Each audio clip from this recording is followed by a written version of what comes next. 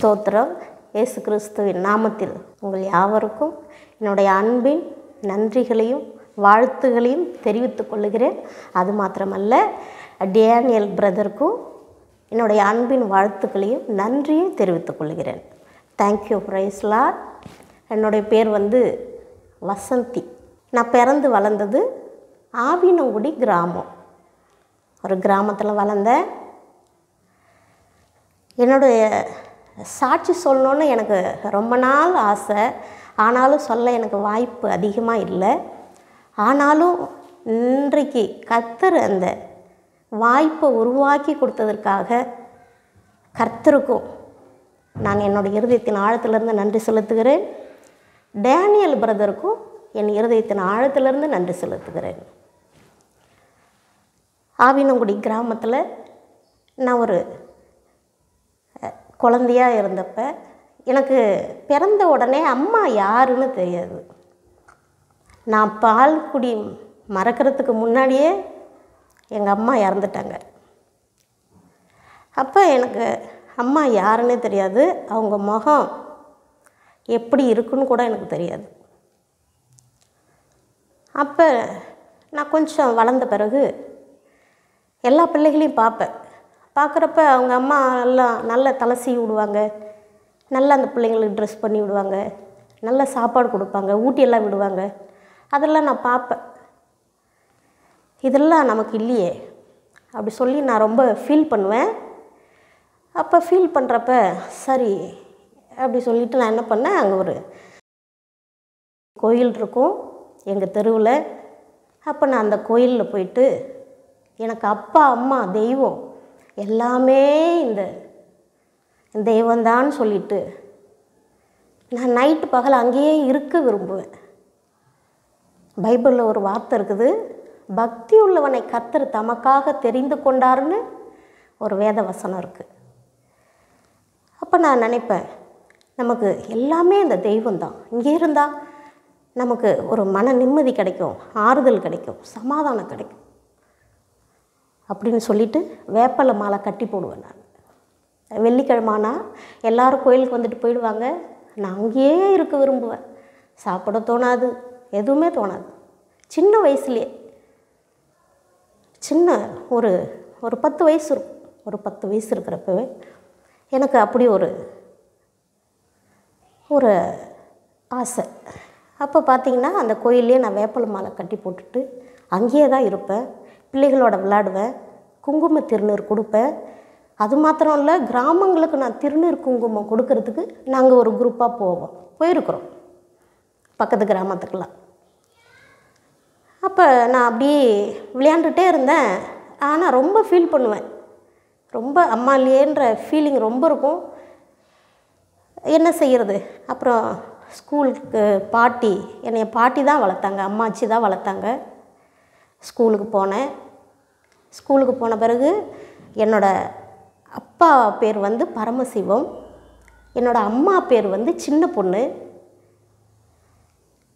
எங்கள் அப்பா செங்கல் சேம்பர் மேஸ்திரி, விருதாச்சலத்தில் இருக்கிறாங்க. அப்பா அம்மா 2 பேருமே ஆவினங்குடி கிராமம்தான். அப்பா வேலை பார்க்க விருதாச்சலம் போனதால் அப்பா அங்கேயே செட்டில் ஆகிட்டாங்க. அதுக்கு பிறகு பார்த்திங்கன்னா பாட்டி தான் என்னை வளர்த்தாங்க, ஸ்கூல் சேர்த்து விட்டாங்க. அவங்களுக்கு படிப்பறிவு சுத்தமாக இல்லை. நான் எப்படிப்பட்ட குடும்பத்திலேருந்து வந்தேன்னு சொன்னால், ஒரு பாரம்பரியமான குடும்பத்திலேருந்து வந்தேன். எங்கள் பெரியப்பா கோயில் தர்மகர்த்தா, அரியராவி கிராமத்தில் கோயில் தர்மகர்த்தா. எங்கள் பாட்டி பார்த்திங்கன்னா குறி சொல்கிறவங்க திருநீர் பூசுவாங்க எல்லாருக்கும். எங்கள் பாட்டி திருநீர் பூசிட்டு தான் நிறைய பேர் வருவாங்க, அவங்கக்கிட்ட திருநீர் பூசினா சரியாயிடும்னு சொல்லிட்டு. அப்படி ஒரு பாரம்பரியமான குடும்பத்திலேருந்து தான் நான் வந்தேன். நான் ரொம்ப பக்தியாக இருப்பேன். சின்ன வயசுலேயே என்ன மாதிரி பக்தியாக பிள்ளைகள் இருப்பாங்களான்னா அப்படி இருக்க மாட்டாங்க. பிள்ளைகள்லாம் வருவாங்க, ஜாலியாக விளையாடுவாங்க, கோயிலில் பிரசாதம் வாங்கி சாப்பிட்டுட்டு போயிடுவாங்க. நான் அங்கேயே இருக்கணுன்னு தான் ஆசைப்படுவேன், வீட்டுக்கு போகணுன்னு விரும்ப மாட்டேன். ஏன்னா எனக்கு அங்கே போனால் ஒரு மாதிரி இருக்கும், அதனால் அங்கேயே தான் இருக்கணும்னு ஆசைப்படுவேன். அப்போ இப்படி கொஞ்ச நாள் போயிட்டே இருந்துச்சு. ஸ்கூலுக்கு போனேன். நான் ஒரு 5th வரைக்கும் தான் படித்தேன். அதிக படிப்பு கிடையாது. எனக்கு படிக்கணும்னு ஆசை. நிறைய படித்து நான் ஒரு பெரிய டீச்சர் ஆகணும் அப்படின்னு எனக்கு ஒரு ஆசை. எனக்கு ஒரு நோட்டு பேனா வாங்கி கொடுக்க ஆள் கிடையாது. ஒரு நோட்டு பேனா வாங்கி கொடுக்க எனக்கு ஆள் கிடையாது. எப்படின்னா அப்பா வெளியில் இருக்கிறாங்க, எனக்கு கேட்டு அப்போல்லாம் ஃபோன் வசதி கிடையாது, எதுவுமே கிடையாது. அப்பாவுக்கும் ஃபோன் பண்ணி கேட்க முடியாது. அண்ணா ஒருத்தவங்க சென்னையில் இருக்கிறாங்க. இதுக்கு முன்னாடி பார்த்திங்கன்னா நாங்கள் 3 பேர்.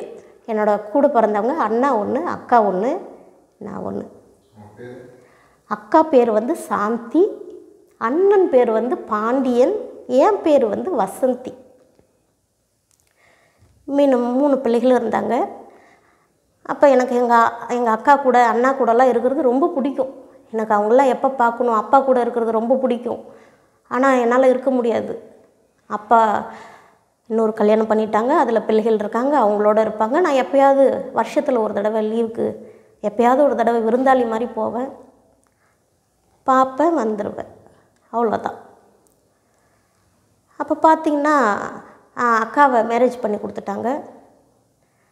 எனக்கு ரொம்ப கஷ்டமாக இருந்தது அக்காவை மேரேஜ் பண்ணி கொடுக்குறப்ப. அவங்களும் நம்மளை விட்டு போகிறாங்களேன்ற மாதிரி சின்ன வயசுலேயே. அப்போ எனக்கு ஒரு 12 வயசு இருக்கும்.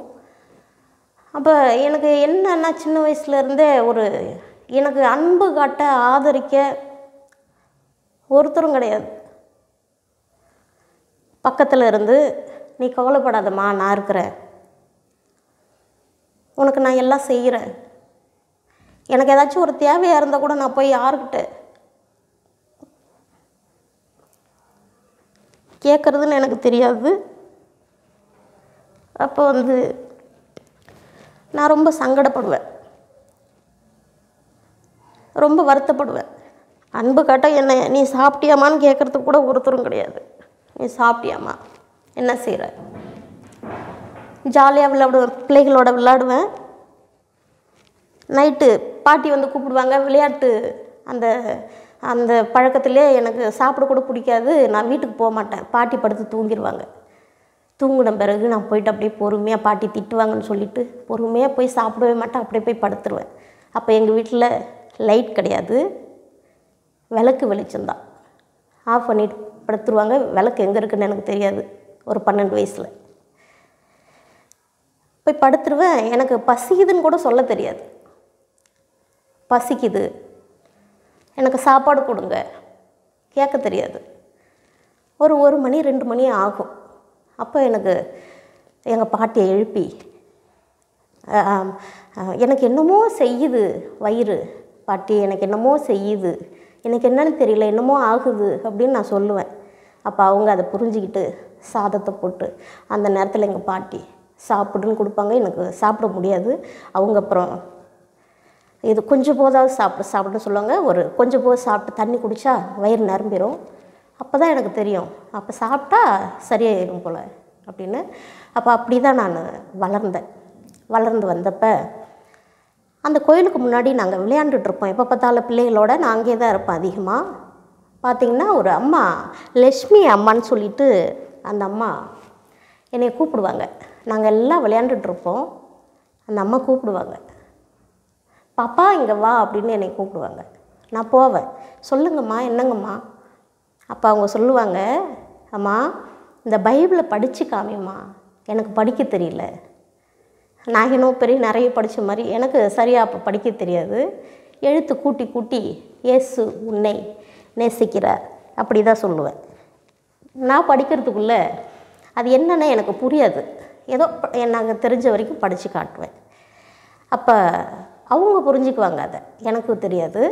ஆனால் அந்த வேதத்தை படிக்க படிக்க படிக்க படிக்க அதில் ஏதோ ஒரு சமாதானத்தை நான் கண்டேன். அதில் ஒரு சமாதானத்தை கண்டேன். இது வரைக்கும் நான் கேள்விப்படாத வார்த்தைகள், இது வரைக்கும் நான் இருக்கிறேன் நீ கவலைப்படாதன்னு சொல்லாத ஒரு வார்த்தை. இதிலிருந்து ஏதோ நான் இருக்கிறேன் நீ பயப்படாத, ஒரு தாய் என்ன பக்கத்தில் இருந்து நான் இருக்கிறேன் நீ கவலைப்படாதன்னு சொல்கிறது போல் எனக்கு ஒரு சந்தோஷத்தை கொடுத்தது, ஒரு சமாதானத்தை கொடுத்தது அந்த வேதவசனத்தை படிக்கிறப்ப. அதுக்கப்புறம் அப்படியே கொஞ்ச நாள் போச்சு. அவங்களுக்கு நான் வாசித்து காமிப்பேன். எனக்குள்ளே ஒரு வாஞ்சை வந்தது. நான் அந்த அம்மாக்கிட்ட போனேன். போயிட்டு, அம்மா நான் உங்கள் கூட சர்ச்சுக்கு வரவா அப்படின்னு நான் கேட்டேன். வாம்மா, உனக்கு சந்தோஷமாக இருக்கும், வா அப்படின்னு அவங்க சொன்னாங்க. நான் போனேன், அவங்களோட போக ஆரம்பித்தேன். அங்கே சர்ச்சுக்கு போனால் எல்லோரும் முக்காடு போட்டுட்டு உட்காந்துருக்குறாங்க. அப்போ நான் நினச்சேன், நம்ம குடும்பம் ஒரு பாரம்பரியமான குடும்பம், பக்தி உள்ள குடும்பம், நம்ம இந்த சாமியெல்லாம் கும்பிடக்கூடாது. ஆனால் அவங்க என்ன பேசுகிறாங்கன்னு நம்ம கேட்டுக்குவோம். ஆனால் உள்ளே போய் உட்காரக்கூடாது, முக்காடு போடக்கூடாது, அந்த தெய்வத்தை நம்ம வணங்கக்கூடாது. அப்படி தான் நான் நினச்சி நான் வெளியிலே உட்காந்துட்டேன். உள்ளே போகலை. வெளியில் சேர் போட்டிருந்தாங்க, வெளியிலே உட்காந்துட்டேன். அந்த சின்ன பிள்ளையில எனக்கு எப்படிலாம் மைண்டு வேலை செய்து பாருங்க. அப்போ அவங்க பேசுகிறாங்க, ஐயா என்னோடய சபையோட ஆவிக்குரிய தகப்பனுடைய பெயர் எபினேசர், எங்கள் ஊழியக்காரர் பேர் எபினேசர். அந்த சபைக்கு தான் நான் போனேன். ஐயா சபையில் பேசுகிறாங்க, தேவனுடைய வார்த்தையை கொடுக்குறாங்க, பிரசங்கம் பண்ணுறாங்க. இயேசு கிறிஸ்து அவரோட கொள்கையெல்லாம், அவருடைய செய்த அற்புதங்களையும் அதிசயங்களையும், அவரை நம்பினா என்னெல்லாம் நடக்கும், இதெல்லாம் ஐயா என்ன செய்கிறாங்க, பேசுகிறாங்க, செய்தி கொடுக்குறாங்க. நான் அதை உட்காந்து கேட்குறேன், இப்படியெல்லாம் இருக்குமா, இப்படியெல்லாம் நடக்குமா, இப்படியெல்லாம் இயேசு கிறிஸ்து செய்வாரா, இப்படி எனக்கு ஒரு யோசனை போகுது. அப்போ நான் யோசித்தேன், சரி பரவாயில்ல, நம்ம வருவோம், வாரம் வந்து சர்ச்சில் இந்த வார்த்தையை கேட்போம், ஆனால் அந்த சாமியை கும்பிடக்கூடாது அப்படி சொல்லிவிட்டு நான் போகிறது வர்றது இப்படியே இருந்துகிட்டு இருந்தேன். அப்போ கொஞ்ச நாள் ஆச்சு. பார்த்திங்கன்னா எங்கள் பாட்டி வந்து, நான் நல்லா படிப்பேன் ஓரளவுக்கு, அதுக்கப்புறம் கொஞ்சம் நல்லா படிப்பேன். எனக்கு நல்ல பெரிய டீச்சர் ஆகணுன்னு தான் ஆசை. பாட்டிகிட்ட வந்து கேட்டேன், பாட்டி எனக்கு நோட்டு பேனா வேணும், வாங்கி கொடுங்க அப்படின்னு கேட்டப்போ அவங்க சொன்னாங்க, அவங்க படிப்பறிவு இல்லாதவங்க, அவங்களுக்கு தெரியாது இதெல்லாம் வாங்கி கொடுக்கணும் செய்யணும் அப்படின்னு. அப்போ அவங்க சொன்னாங்க, அவங்க அப்பா கிட்ட போய் வாங்கிக்கோ, நான் வாங்கி தர முடியாது சொல்லிட்டாங்க. ஸ்கூலுக்கு போனால், சார் நோட்டு வாங்கிட்டு வந்தீங்களா, பேனா வாங்கிட்டு வந்தீங்களா கேட்குறாங்க. ஒரு நோட்டு பேனா வாங்கி கொடுக்க எனக்கு ஆள் கிடையாது. நான் போயிட்டு முட்டி போட்டு ஒரு வாரம் முட்டி போட்டேன். பார்த்தேன், இனிமேல் வெயிலில் முட்டி போட முடியாது, வேண்டாம், நம்ம என்ன செய்ய வேண்டாம், இனிமேல் ஸ்கூலுக்கே போக வேண்டாம் அப்படின்னு சொல்லிவிட்டு நான் என்ன பண்ணிட்டேன், ஸ்கூலுக்கு போகலை. அதுக்கு பிறகு பிள்ளைகள்லாம், ஏன் நீ வரல, வா ஸ்கூலுக்கு வான்னு கூப்பிட்றாங்க. நான் இதை யாருக்கிட்டையும் சொல்லலை, எனக்கு நோட்டு பேனா வாங்கி தரல, அதனால தான் நான் வரல அப்படின்னு சொல்லி யாருக்கிட்டையுமே நான் சொல்லலை. அப்போ அவங்கள கூப்பிட்டு பார்த்தாங்க, போகலை, நான் விட்டுட்டேன், அவ்வளோதான், போகலை. என்னோடய படிப்பு போச்சு, 5th வரைக்கும் தான் போனேன், அதுவே சரியாக போகலை, நின்னாச்சு. அதுக்கப்புறம் நின்றுட்டேன். அதுக்கு கொஞ்சம் நாள் கழித்து எங்கள் பாட்டி சொன்னாங்க, நீ ஸ்கூலுக்கு போ அப்படின்னு சொன்னாங்க. இல்லை, இவ்வளோ நாளாக ஆயிடுச்சு, இதுக்கு பிறகு நான் போகலை அப்படின்னு சொல்லிவிட்டு அதுக்கப்புறம் நான் போகலை. அப்புறம் கொஞ்ச நாள் ஆச்சு, சரி நம்ம இப்படியே இருக்கக்கூடாது, எனக்கு வந்து தையல் ரொம்ப பிடிக்கும், சரி ஏதாவது கற்றுக்கலாம், ஒரு தையல் கிளாஸ் போகலாம் அப்படின்னு சொல்லிவிட்டு எங்கள் அண்ணாக்கிட்டேயும் பாட்டிக்கிட்டேயும் நான் என்ன சொன்னேன், நான் தையல் கிளாஸ் போகிறேன்னா என்னை சேர்த்து விடுங்க அப்படின்னு சொன்னேன். எங்கள் அண்ணா கொஞ்சம் வளர ஆரம்பித்தாங்க. சென்னையில் தான் இருந்தாங்க அண்ணா, வேலை பார்த்துட்டு இருந்தாங்க, முட்டை கம்பெனியில் வேலை பார்த்துட்டு இருந்தாங்க. அதுக்கு பிறகு அவங்க தான் எனக்கு ட்ரெஸ் எடுத்து கொடுக்க கொஞ்சம் அப்படி ஆரம்பித்தாங்க. என்னோடய வாழ்க்கையில் ஃபஸ்ட்டு பார்த்திங்கன்னா ஒரு குரூப் ஃபோட்டோ எடுக்க சொன்னாங்க. குரூப் ஃபோட்டோ எங்கள் பெரியம்மாவுடைய மருமக ஃபாரினில் இருந்தாங்க, அவங்க எல்லாரையும் குரூப் ஃபோட்டோ எடுத்து அனுப்பிச்சி விடுங்க, நான் பார்க்கணுன்னு சொன்னாங்க. அன்றைக்கி என்னையும் கூட்டிகிட்டு போயிருக்கிறாங்க. என்னை எல்லோரும் நல்லா அன்பாக தான் பார்த்துக்குவாங்க, இருந்தாலும் அந்த ஒரு ட்ரெஸ் வேணுமா, எந்த நேரத்துக்கு இவளுக்கு சாப்பாடு வேணும், என்ன அது ரொம்ப கேர் பண்ணுறதுக்கு ஆள் கிடையாது. அப்போ நான் போட்டிருந்த ட்ரெஸ்ஸு கிழியலை, ட்ரெஸ் கிடையாது எனக்கு சரியாக, ட்ரெஸ் எல்லாம் கவனித்து எனக்கு நல்லா எடுத்து தர மாட்டாங்க. எடுத்து கொடுக்கறதுக்கு ஆள் கிடையாது. எல்லோரும் இருக்கிறாங்க, இருந்தாலும் என்ன கேர் பண்ண ஆள் கிடையாது. அப்போ பார்த்திங்கன்னா அந்த ட்ரெஸ்ஸு ரொம்ப பழசாக போயிடுச்சு. அப்படியே தூக்கி ஒரு போடுற அளவுக்கு அந்த கிளியில் அந்த கிழிஞ்சு போகிற ஸ்டேஜில் இருக்குது அந்த ட்ரெஸ்ஸு. அப்போ நான் தயங்கிட்டே நிற்கிறேன். எல்லோரும் நல்ல ட்ரெஸ் போட்டிருக்காங்க, நான் தயங்கிட்டே நிற்கிறேன். எனக்கு ஒரு மாதிரி சின்ன பிள்ளையாக இருந்தாலும் கொஞ்சம் தெரியும் இல்லையா, இப்படி இருக்கக்கூடாதுன்னு. அப்போ நான் அந்த ட்ரெஸ் போட்டுக்கிட்டு அப்படியே நின்றுட்டுருக்குறேன். அப்போ எங்கள் பெரியம்மா வந்து நடுப்பெரியம்மா கூப்பிட்டாங்க, ஏம்மா வரல?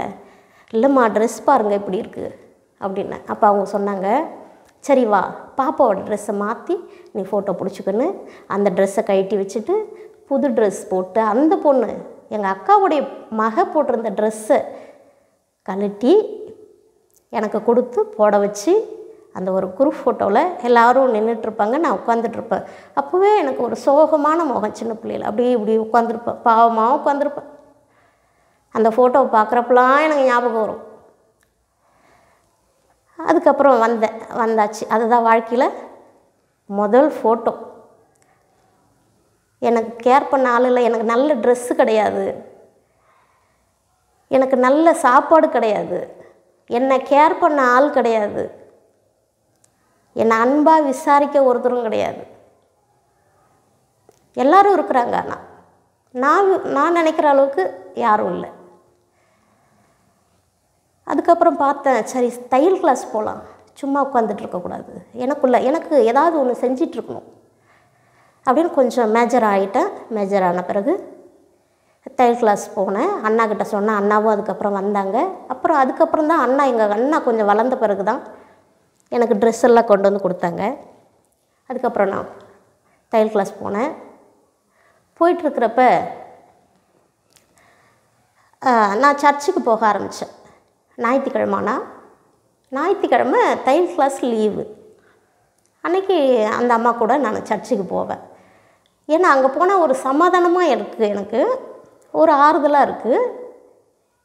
என் தாய் வந்து நான் இருக்கிறேம்மா, நீ கவலைப்படாத, உன் கூட தான் இருக்கிறேன் அப்படின்னு சொல்கிறது போல் எனக்கு இருக்குது. இதுக்கு முன்னாடி நான் எங்கேயுமே அந்த ஒரு உணர்வை உணர்ந்ததில்லை. அதுக்கு பிறகு பார்த்திங்கன்னா அப்படியே சர்ச்சுக்கு போயிட்டே இருந்தேன். இந்த பிரசங்கத்தை கேட்க கேட்க இயேசு கிறிஸ்து என் உள்ளத்தை தொட்டார். இயேசு கிறிஸ்து என்னுடைய உள்ளத்தை தொட்டார். அப்போ நான் ஒரு முடிவு எடுத்தேன்.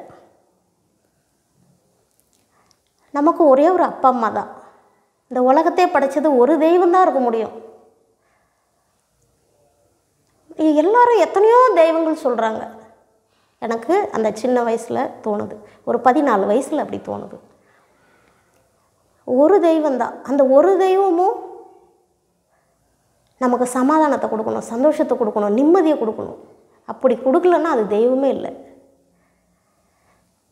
ஆனால் நான் இந்த ஜீசஸ் கோயிலுக்கு வந்த பிறகு எனக்கு அந்த சமாதானம் கிடைக்கிது, அந்த சந்தோஷம் கிடைக்கிது, அந்த ஒரு நிம்மதி கிடைக்கிது. அப்போ நான் ஏன் இயேசு கிறிஸ்த தெய்வமாக வணங்கக்கூடாது அப்படின்னு என் உள்ளத்தில் ஒரு கேள்வி வந்தது. நான் யோசித்தேன். இப்படி கொஞ்ச நாள் யோசிச்சுட்டே இருந்தேன், போயிட்டே இருந்தேன். சர்ச்சுக்கு நான் வெளியில் உட்காந்தேன். இந்த வார்த்தை என் உள்ளத்தை தொட சர்ச்சுக்குள்ளே போய் உட்காந்தேன். அதுக்கப்புறம் இந்த முக்காடு போடுறது எதுக்கு? நம்ம வணங்குற தேவனை கனம் பண்ணுறதுன்னு ஊழியக்காரர் சொன்னார். ஓ, அப்போ இந்த முக்காட்டில் எதுவும் தவறு இல்லை போல், அப்போ நம்ம முக்காடு போட்டுக்கலாமே, தெய்வத்தை நம்ம கனம் பண்ணுறோம், முக்காடு போட்டுக்கலாமே. அப்போ போட்டேன், நான் முக்காடு போட்டு உள்ளே உட்கார்றேன். அப்போ ஊழியக்கார ஐயா சொன்னாங்க, உங்களுக்கு என்ன ஆசை இருக்கோ மனசில், நியாயமான ஆசைகள், அதை சொல்லி நீங்கள் ப்ரேயர் பண்ணுங்க, இயேசு கிறிஸ்து உங்களுடைய வாஞ்சையை நிறைவேற்றி வைப்பாருன்னு சொல்லி ஐயா சொன்னாங்க.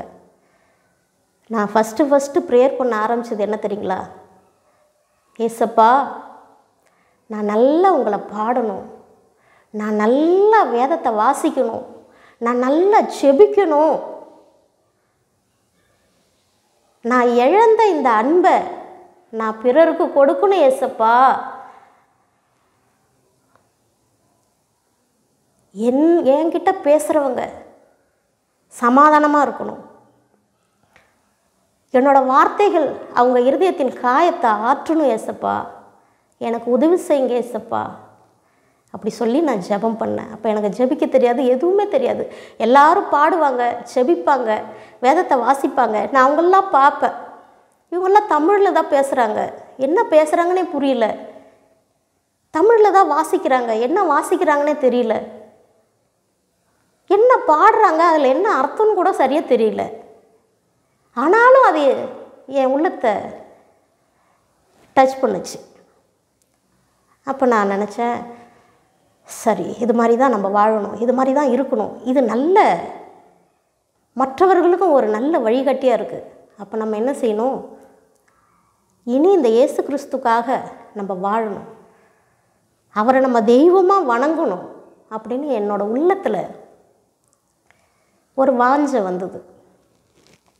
அதுக்கு பிறகு பார்த்திங்கன்னா நான் கொஞ்சம் கொஞ்சம் அப்படியே ஜெபிக்க ஆரம்பித்தேன், கொஞ்சம் கொஞ்சம் பாட ஆரம்பித்தேன். எங்கள் ஊழியக்காரர் பிரசங்கம் பண்ணுவாங்க, அதை வச்சு நான் சொந்தமாக பாட்டே எழுதிடுவேன். கழுகு பற்றி பிரசங்கம் பண்ணாங்க எங்கள் ஐயா. கழுகு தன்னோட குஞ்சை தூக்கிட்டு போய் கொஞ்சம் நாளாக ஆன பிறகு அது சின்ன குஞ்சாக இருக்கிற வரைக்கும் அதுக்கு ஆகாரம் கொடுக்கும், வாயில் கொண்டு வந்து ஆகாரம் கொடுக்கும். அது கொஞ்சம் நாளாக ஆன பிறகு அதை தூக்கிட்டு மேலே போய் கீழே போட்டுருமா. அது ஏன் போடுதுன்னு கேட்டால் அதுக்கு பறக்க கற்றுக் கொடுக்குது. கீழே போட்ட உடனே அது கீழே விழுற மாதிரி இருந்துச்சுன்னா வந்து தாங்கிக்கும், தூக்கிடும். அப்போ எங்கள் ஐயா பிரசங்கம் பண்ணாங்க. எனக்கு அந்த வார்த்தை ரொம்ப பிடிச்சிருந்துச்சு. அதை நான் அப்படியே ஒரு பாட்டாக எழுத ஆரம்பித்தேன். அந்த பாடலை நான் உங்களுக்காக பாடி காமிக்கிறேன். கர்த்தருடைய நாமம் மகிமைப்படுவதாக. கழுக போல காக்கும் தெய்வம் அவர்தான் இயேசு, தாயை போல சுமக்கும் தெய்வம் அவர்தான் இயேசு, தாயை போல சுமக்கும் தெய்வம் அவர்தான் இயேசு. உலகத்தில் உள்ளவரோ உன் தோற்றத்தை பார்த்திடுவார், என் ஆண்டவரோ உன் உள்ளத்தை நோக்குகிறார், என் ஆண்டவரோ உன் உள்ளத்தை நோக்குகிறார். கழுக போல காக்கும் தெய்வம் அவர்தான் இயேசு, தாயை போல சுமக்கும் தெய்வம் அவர்தான் இயேசு. உலகத்தில் உபத்திரவம் உண்டென்று அனுப்பி வைத்தார், நீ சோர்ந்து போகையிலே சிறகினால் தூக்கிச் செல்வார், நீ சோர்ந்து போகையிலே சிறகினால் தூக்கிச் செல்வார். கழுக போல காக்கும் தெய்வம் அவர்தான் இயேசு, தாயை போல சுமக்கும் தெய்வம் அவர்தான் இயேசு. ஸ்தோத்திரம். இந்த பாடலை கர்த்தர் எனக்கு கொடுத்தாரு. நான் எழுதி பாடினேன். எங்கள் ஐயா கிட்ட நான் சொன்னேன், ஐயா நீங்கள் பிரசங்கம் பண்ணீங்க, நான் அதிலேருந்து ஒரு பாட்டு எழுதியிருக்கேன் ஐயா அப்படின்னு சொன்னேன். அப்படியா, கர்த்தர் உனக்கு நல்ல ஞானத்தை கொடுத்துருக்காருமா, இந்த பாட்டை பாடுன்னு சொன்னார். எங்கள் சர்ச்சில் நான் பாடினேன். அந்த பாட்டு ரொம்ப ஃபேமஸ் ஆகி எல்லோரும் பாடுமா, அந்த பாட்டை பாடு, அந்த பாட்டை பாடுன்னு சொல்லுவாங்க. எனக்கு ரொம்ப சந்தோஷமாக இருக்கும். எனக்கு தூக்கம் வரலன்னா, எனக்கு மனவேதனையாக இருந்தாலும் சந்தோஷமாக இருந்தாலும் பாடுவேன், எழுதுவேன். ஹல்லேலூயா. எல்லா மகிமையும் அவருக்கே. அப்படி போயிட்டு இருந்தது. வாலிப வயசு போச்சு. அதுக்கப்புறம் சபைக்கு நான் தொடர்ந்து போக ஆரம்பித்தேன். வாழ்ந்தால் இயேசுவுக்காக வாழணும், மரித்தாலும் இயேசுவுக்காக மரிக்கணும், இப்படிப்பட்ட வாழ்க்கையை நான் வாழணும்னு நான் ஒரு முடிவு எடுத்தேன். அப்போ ஊழியக்காரையா சொன்னாங்க, இயேசு கிறிஸ்துக்காக வாழ விரும்புகிறவங்களாம் கை தூக்குங்க அப்படின்னு சொன்னாங்க. அப்போ நான் கை தூக்குனேன். யாரையுமே கேட்கல எங்கள் வீட்டில்.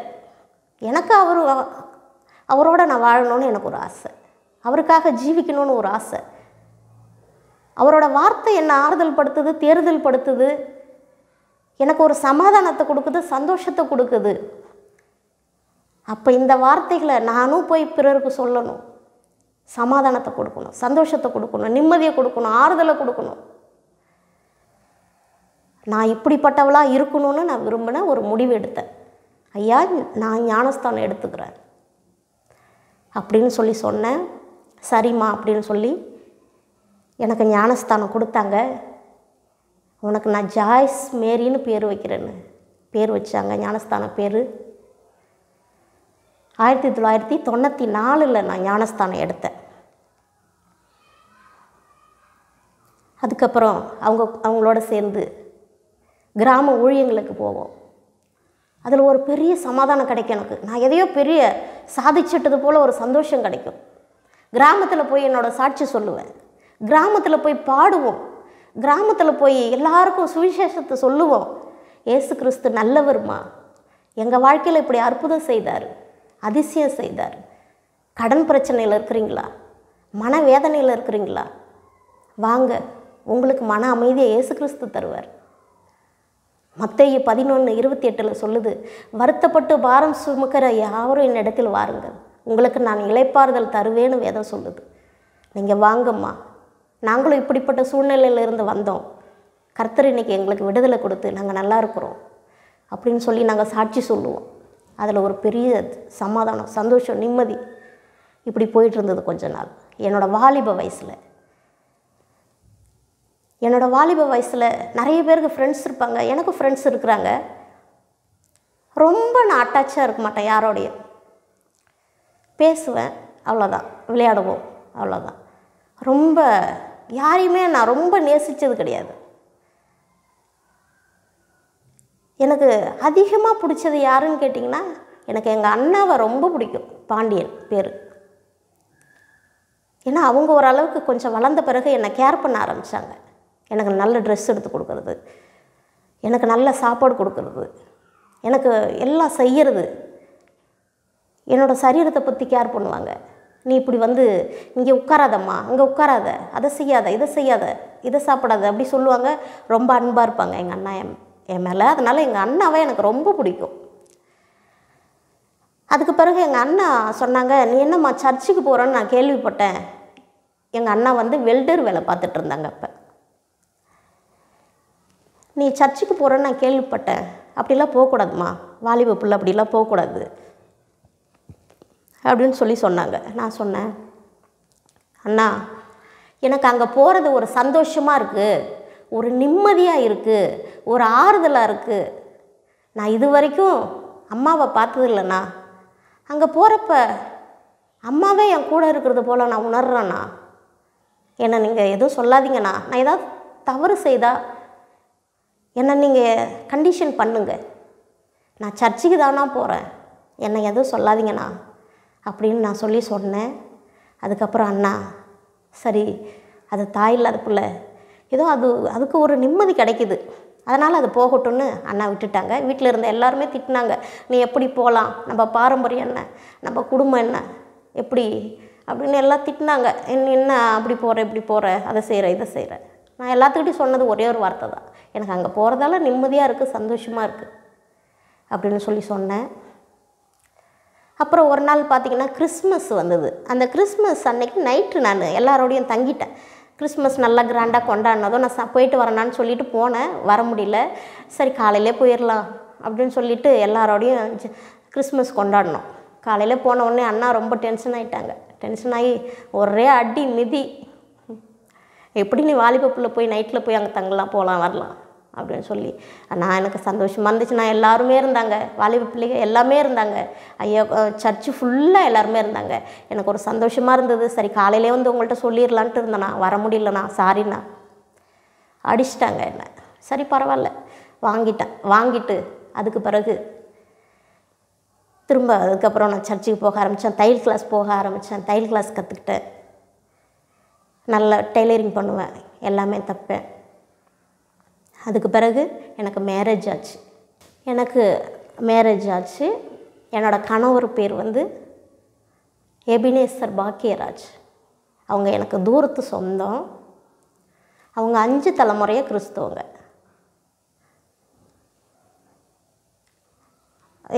எனக்கு 4 நாத்தனார்.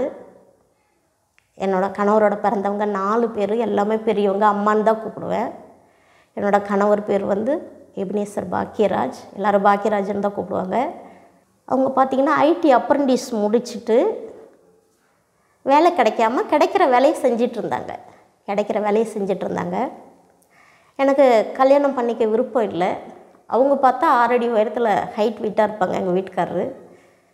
நான் மேரேஜ் அப்போ பார்த்தா சின்ன பிள்ளை மாதிரி இருப்பேன்.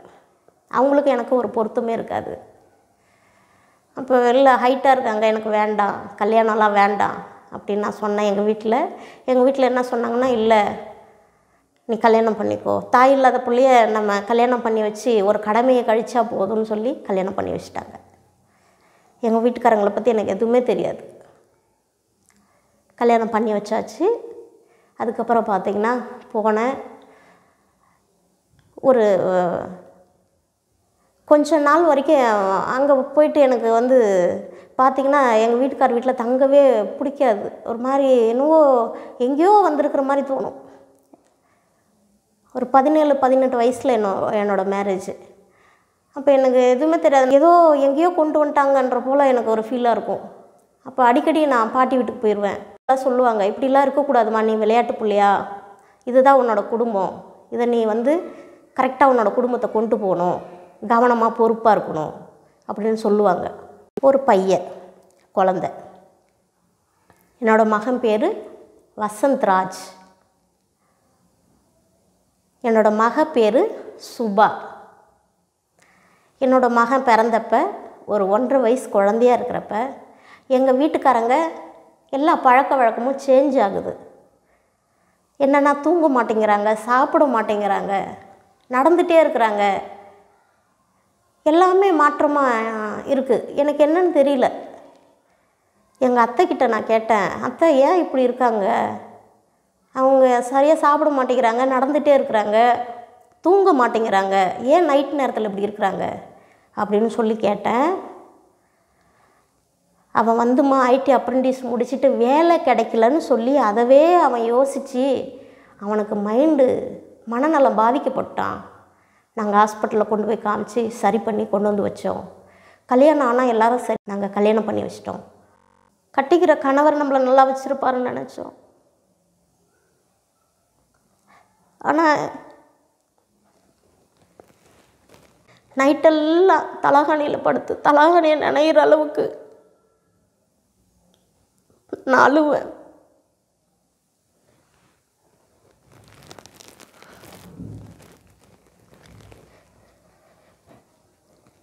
வெளியில் சொல்ல முடியாது, ஏன்னா அம்மா கிடையாது. ஓடி போய் கட்டி பிடிச்சி அழுவுறதுக்கு. பாட்டி வயசானவங்க, யார்கிட்ட போய் சொல்ல முடியும்? அவங்களே என்னை பாரமாக நினச்சி தானே கல்யாணம் பண்ணி வச்சாங்க. நைட்டெல்லாம் அழுவேன், தலகாணியை நினையும், யாருக்கிட்டையும் பேச மாட்டேன். என் மேலேயே எனக்கு ஒரு வெறுப்பு வந்துருச்சு. என்ன வாழ்க்கை, அங்கே இவ்வளோ கஷ்டப்பட்டோம், நம்ம வீட்டுக்காரர் சந்தோஷமாக நல்லா வச்சுருப்பாருன்னு நினச்சோம். அதனால் நம்ம இனி என்ன செய்யக்கூடாது, வாழவே கூடாது, பேசாமல் செத்து போயிடலாம் அப்படின்னு எனக்கு ஒரு யோசனை வருது. எல்லாரும் தூங்கின பிறகு போய் தூக்கு போட்டு தொங்கிடலாமா, என்ன செய்யலாம் அப்படின்னு யோசிக்கிறேன். என்ன செய்கிறதுனே ஒன்றுமே புரியல. எங்கள் அண்ணா எல்லோரும் கேள்விப்பட்டு வீட்டுக்கு அப்பா அண்ணா எல்லாம் வந்தாங்க. கேள்விப்பட்டு இல்லை டைவர்ஸ் வாங்கிட்டு பாப்பாவை வேறு இடத்துல கல்யாணம் பண்ணி கொடுத்துடலாம் அப்படின்னு சொல்கிறாங்க. அப்போ நான் நினச்சேன், எனக்கு கல்யாணமே வாழ்க்கையில் வேண்டாம். என்னோடய கணவர் தான் என் உயிர் இருக்கிற வரைக்கும் கணவர். எனக்கு கல்யாணமும் வேணாம், டைவர்ஸும் வேண்டாம். நான் இப்படியே வாழ்ந்துடுறேன். எனக்கு இனி ஒரு கணவர் வேண்டாம் அப்படின்னு சொல்லிட்டு நான் விட்டுட்டேன். அதுக்கு நான் ஒத்துக்கலை. அதுக்கு பிறகு பார்த்திங்கன்னா எங்களுடைய கணவரை என்ன செய்யலான்னு யோசித்தேன். அப்போ அவங்க எங்கள் அத்தை சொன்னாங்க, அம்மா சென்னையில் கொண்டு போய் ஹாஸ்பிட்டலில் சேர்க்கலாம், சரியாயிரும்ல அப்படின்னு சொல்லி சொன்னாங்க. அதுக்கு பிறகு நாங்கள் சென்னைக்கு போனோம். சென்னைக்கு போனால் எங்கள் கையில் எதுவும் காசு கிடையாது. நான் நகை போட்டிருந்தேன். அந்த நகையெல்லாம் கழட்டி, தாலியெல்லாம் கழட்டி அதை கொண்டு போய் விற்றுட்டு, எனக்கு வேறு எதுவும் தெரியாது. நான் சின்ன பிள்ளை, நான் என்ன செய்வேன் எனக்கு தெரியாது. என்னோடய கணவரை காப்பாற்றுறதுக்கு என்ன வழி, என்னோடய நகையோட என்னோடய கணவர் உயிர் பெருசுன்னு எனக்கு தோணுச்சு. அவரை விட்டுட்டு போகக்கூடாது. ஏன்னா நான் சர்ச்சுக்கு போயிருக்கேன். அங்கே சொல்லி கொடுத்துருக்காங்க, உன் சொந்த புருஷருக்கு கீழ்ப்படிந்திருங்கள், கணவனும் மனைவியும் ஒரே சரீரமாக இருப்பார்கள்னு இருக்குது. அப்படி தேவன் கொடுத்ததை மனுஷன் பிரிக்காது இருப்பானாகன்னு சொல்லியிருக்கு வேதத்தில். அவரை விட்டுட்டு போனால் என்ன, உலகத்தில் வாழ்ந்து என்ன சாதிக்க போகிறோம்? ஒன்றும் இல்லை. பார்த்தேன், நகையெல்லாம் கழட்டி விற்றுட்டு என்னோடய கணவரை சென்னைக்கு கொண்டு போய் ஹாஸ்பிட்டலில் பெட்டில் சேர்த்து 1 மாதம் வரைக்கும் பெட்டில் வச்சுருந்து, அவருக்கு நல்ல சாப்பாடு வாங்கி கொடுத்து, நான் ஹாஸ்பிட்டலில் கொடுக்குற சாப்பாடை வாங்கி சாப்பிடுவேன். எனக்கு எங்கேயும் மாத்திரை மருந்து வாங்க அலைஞ்சு திரிஞ்சு எனக்கு ரொம்ப டயர்டாகிடும். நான் சின்ன பிள்ளை, வேறு யாரும் கூட வந்து இருக்கிறதுக்கு தங்கிறதுக்கும் கிடையாது. எவ்வளோ பாடுகள், எவ்வளோ உபத்திரவங்கள், எவ்வளோ கண்ணீர், எவ்வளோ கவலைகள், வேதனை. இப்போ கர்த்தர் எனக்கு இந்த பொறுப்பு கொடுத்துருக்குறாரு. என்னோடய குழந்தைய காப்பாற்றணும், என்னோடய கணவரை காப்பாற்றணும். நான் வாழவே விருப்பம் இல்லைன்னு நினச்சிட்டு இருந்தேன். நான் என்னோடய வாழ்க்கையை முடிச்சிக்கலான்னு நினச்சப்ப எனக்கு இந்த பொறுப்பை கர்த்தர் கொடுத்தாரு. உன் பிள்ளைகளை காப்பாற்று, உன்னோட கணவரை காப்பாற்று. பார்த்தேன் என்ன செய்யலாம் யோசிக்க ஆரம்பித்தேன். அப்போ நமக்கு கொடுத்து ஹெல்ப் பண்ணவும் யாரும் கிடையாது. எனக்கு சொத்தும் ஏசு தான், சொந்தமும் ஏசு தான், எதுவுமே கிடையாது. யோசித்தேன். எனக்கு என்ன தெரியும், டெய்லரிங் தெரியும். கம்பெனிக்கு வேலைக்கு போகலாம். எங்கள் ஊழியக்கார ஐயா கிட்ட சொல்லி, எங்கள் ஊழியக்கார ஐயா எனக்கு ஒரு கம்பெனியில் எக்ஸ்போர்ட் கம்பெனியில் வேலை வாங்கி கொடுத்தாங்க. ஒரு சிஸ்டர் மூலயமா போனேன், வேலை பார்த்தேன், என்னோடய பிள்ளைகளை வளர்த்தேன், ஆளாக்குனேன். எவ்வளோ உபத்திரவங்கள் எனக்கு சரீர ரீதியாகவும். நைட்டு பகலாக உட்காந்து நான் தப்பேன். கம்பெனியில் வேலை பார்ப்பேன். ஒரு டைம் கூட வேஸ்ட்டு பண்ணக்கூடாதுன்னு நினைப்பேன். ஏன்னா 2 பிள்ளைகளை காப்பாற்றணும். என்னோடய வீட்டுக்காரர் 3ஆவது குழந்தை போல் நான் நினச்சி அவரையும் நான் பாதுகாத்து விடாமல் எல்லாத்துக்கும் நான் போயிட்டு அங்கே இருந்துட்டு எங்கள் பெரியம்மா வீட்டில் பிள்ளைகளை விட்டுட்டு போயிட்டு அங்கே நான் மாதம் ஆனால் என்னோடய சேலரியில் பணம் அனுப்புவேன். அம்மா வந்து எல்லாமே பிள்ளைகளை பார்த்துக்குவாங்க. அவங்க தான் எல்லா செலவும் பார்த்துக்குவாங்க. பிள்ளைகளையும் நல்லா கவனமாக பொறுப்பாக வளர்த்தாங்க. கொஞ்சம் பெரிய பிள்ளைகளாக ஆனாங்க. அதுக்கு பிறகு நான் அங்கேருந்து வந்தேன். வந்த உடனே பாப்பா மேஜர் ஆகிட்டா. நான் யோசித்தேன், இதுக்கு மேலே என்னப்பா செய்யணும், பெரிய பிள்ளைங்களாக ஆயாச்சு. வருஷத்துக்கு ஒரு பிள்ளைக்கு 1 லட்சம் ரூபாய் ஃபீஸ் கட்டணும். 2 பிள்ளைகளும் இப்போ படித்து காலேஜுக்கு போகிறாங்க. +2 முடிச்சுட்டு 2 பிள்ளைகளும் காலேஜுக்கு போகிறாங்க. 2 பிள்ளைகளுக்கு 2 லட்சம் ரூபாய் வருஷத்துக்கு, ப்ரைவேட் காலேஜ். பொண்ணு பார்த்திங்கன்னா ஏரோஸ் படிக்கிறா, பையன் பார்த்திங்கன்னா மல்டிமீடியா படிக்கணும்னு சொல்கிறான்.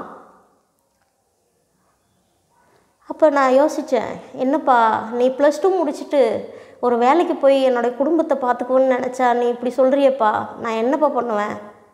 இல்லைம்மா எனக்கு படிக்கணும்னு ஆசையாக இருக்குது. பையன் சொல்கிறான், நான் படிக்கணும்னு ஆசையாக இருக்குமா, படிக்கணும். என் மக நானும் படிக்கணுமா.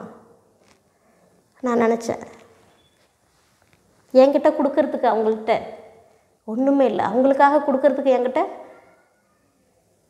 சொத்தும் ஏசுதான், சொந்தமும் ஏசுதான். அதை தான் நான் அவங்களுக்கு கொடுக்க முடியும். ஆனால் இந்த படிப்பை அவங்களுக்கு நான் கொடுத்தா அதை வச்சு அவங்க வாழ்ந்துருவாங்க. ஏற்கனவே இயேசு கிறிஸ்து நான் உங்களுக்கு கொடுத்துட்டேன். இப்போ உங்களுக்கு என்ன தேவைகள் இருந்தாலும் உலகத்தில் எந்த மனுஷனையும் நம்பாத, இயேசு கிறிஸ்துவை மாத்திரம் நம்பு. உனக்கு என்ன தேவையோ அவர் செய்வார், அவர் ஆசீர்வதிப்பார், அவர் உன்னை நடத்துவார்.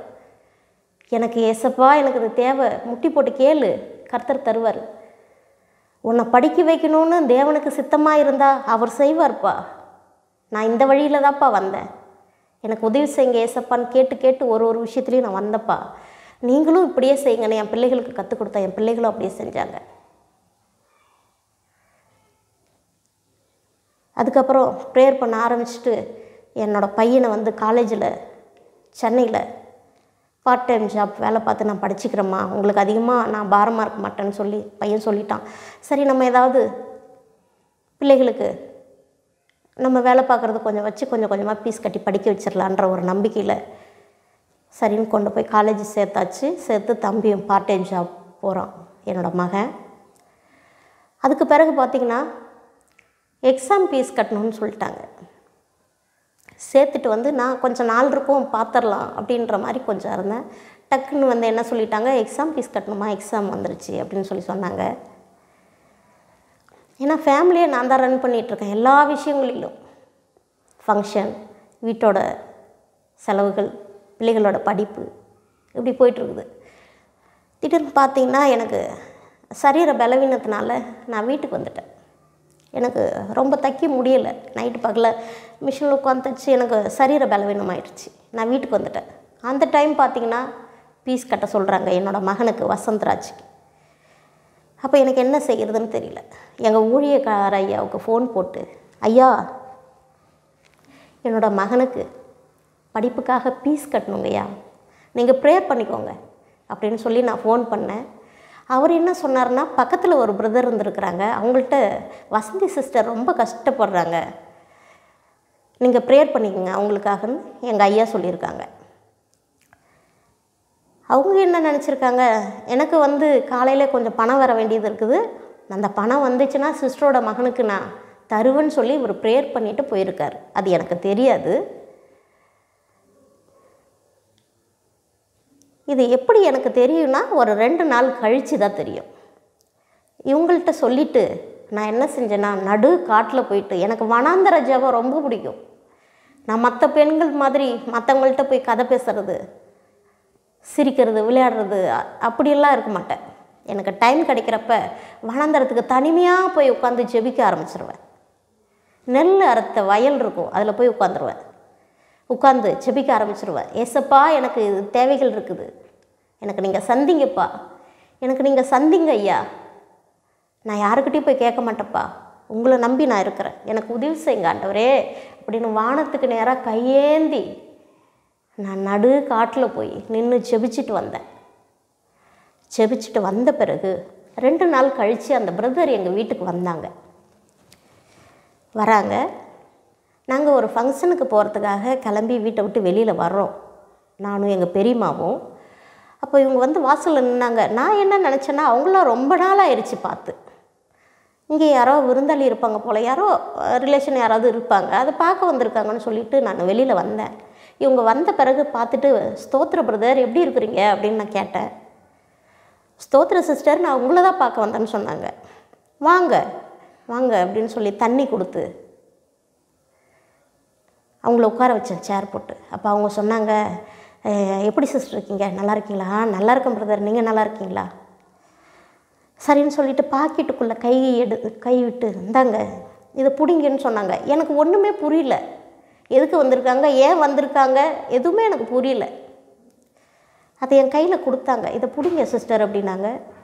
நான் வாங்கின பிறகு பார்த்திங்கன்னா, அதை பிரித்து பாருங்கன்னு சொன்னாங்க. பிரித்து பார்த்தா அதில் 2000 ரூபாய் நோட்டு 5 நோட்டு இருந்துச்சு. தேவனுக்கே மகிமை. எனக்கு ஒன்றுமே புரியல. பிரதர் இது என்னது, யார் என்ன சொன்னாங்க அப்படின்னு சொல்லி நான் அவங்கள்ட்ட கேட்டேன். இல்லை தேவன் உங்களுக்கு கொடுக்க சொன்னார் சிஸ்டர், கொடுத்தேன். அதுக்கப்புறம் சொன்னாங்க, திரும்பவும் ஒரு காணிக்கை எடுத்து கொடுத்து, நீங்கள் செலவுக்கு கையில் காசு இல்லைன்னு ஆண்டவர் இதை உங்கள் செலவுக்காக கொடுக்க சொல்கிறாருன்னு சொல்லி அந்த காணிக்கை எடுத்து என் கையில் கொடுத்தாரு. அப்போ நான் சொன்னேன், பிரதர் இது நான் உங்களுக்கு எப்போ தரணும்? நான் கொஞ்சம் கொஞ்சமாக நான் உங்களுக்கு கொடுத்துட்றேன் அப்படின்னு சொல்லி கேட்டேன். கர்த்தர் கொடுக்க சொன்னார், அவராச்சு நீங்களாச்சு அப்படின்னு சொல்லி அவர் எந்திரிச்சு போயிட்டார். தண்ணியை மாத்திரம் கொஞ்சம் போது குடிச்சிட்டு போயிட்டார். எனக்கு அது என்ன எப்படி வந்தது? நம்ம இவர்கிட்ட பேசவும் இல்லை, எதுவுமே சொல்லலை, இவருக்கும் நமக்கு எந்த ஒரு சம்மந்தமும் இல்லை, எப்படி இவர் வந்தார் அப்படின்னு என்னோடய திங்கிங்லாம் அப்படி போயிடுச்சு. யோசிக்க ஆரம்பிச்சிட்டேன் ரொம்ப. எப்படி யார் சொல்லியிருப்பா, என்ன ஏது ஒன்றுமே எனக்கு தெரியல. அதுக்கப்புறம் அதை நான் பிரித்து பார்த்தா அதில் 2000 ரூபாய் நோட்டு 5 நோட்டு இருந்துச்சு, 10,000 ரூபாய் இருந்தது. அதை என்னோடய மகனுக்கு பீஸுக்கு அனுப்பிச்சி விட்டேன். அதுக்கு முன்னாடி நான் அந்த காணிக்கையை பார்த்து நான் ரொம்ப கண்ணீர் வடித்து ஏசப்பாவுக்கு நன்றி சொன்னேன். நான் வணங்குற தெய்வம் இவ்வளோ பெரியவராப்பா. நான் வனாந்தரத்தில் போய் நின்று அழுது ஜெபிச்சுட்டு வந்தேன். என் பிள்ளைக்கு பீஸ் கட்ட முடியலப்பா, நீங்கள் தான் உதவி செய்யணும்னு ஜெபிச்சுட்டு வந்தேன். நான் அவர்கிட்ட சொல்லலை, பேசலை, எனக்கு யார் என்னென்ன தெரியல, அவங்களே கொடுத்தாங்களேப்பா, இவ்வளோ பெரிய தெய்வமா நீங்கள்? கண்ணீர் வடித்து நன்றி சொன்னேன். அதுக்கு பிறகு எனக்கு இதை யார் சொல்லியிருப்பா என்னன்னு ஒன்றுமே புரியல. 2 நாள் கழித்து எங்களோட ஊழியக்காரர் ஃபோன் பண்ணாங்க. அம்மா நல்லா இருக்கியாம்மா? ஐயா நல்லா இருக்காங்கய்யா. நீ அன்றைக்கி சொன்னீல்லம்மா, அதை நான் அந்த பிரதர்கிட்ட சொன்னேன் ஜெபிக்க சொல்லி, உனக்கு ஆண்டவர் ஏதாவது அற்புதம் செய்தாரா? ஐயா, என் தேவன் நான் நினைப்பதற்கும் வேண்டிக் கொள்வதற்கும் அதிகமான காரியத்தை எனக்கு செய்தார் ஐயா அப்படின்னு நான் சொன்னேன். உன்னோட ஆண்டவர் இருக்கிறாருமா அப்படின்னு சொன்னார் எங்கள் ஐயா. அவர் அடிக்கடி சொல்கிற வார்த்தை எங்கள் ஊழியக்காரர்.